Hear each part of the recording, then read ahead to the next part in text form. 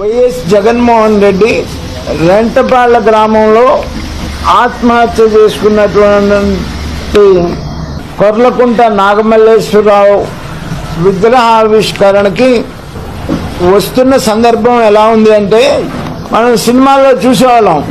రావుగోపాలరావు రాత్రి చంపి పొద్దున్నే వచ్చి దండేసి సానుభూతి చెప్పినట్లు ఇవాళ ఈ సందర్భం కూడా ఈ నాగమల్లేశ్వరరావు చనిపోవటానికి 100% కారణం వైఎస్ జగన్మోహన్ రెడ్డి ఏదైతే తాను తప్పుడు సర్వే రిపోర్ట్లు ఇప్పించి వాళ్ళ ప్రభుత్వం అధికారంలోకి వస్తుంది అనేటువంటి కాన్ఫిడెన్స్ వాళ్ళ కార్యకర్తలకి క్రియేట్ చేయటం వల్ల విపరీతంగా పందాలు కాశారు.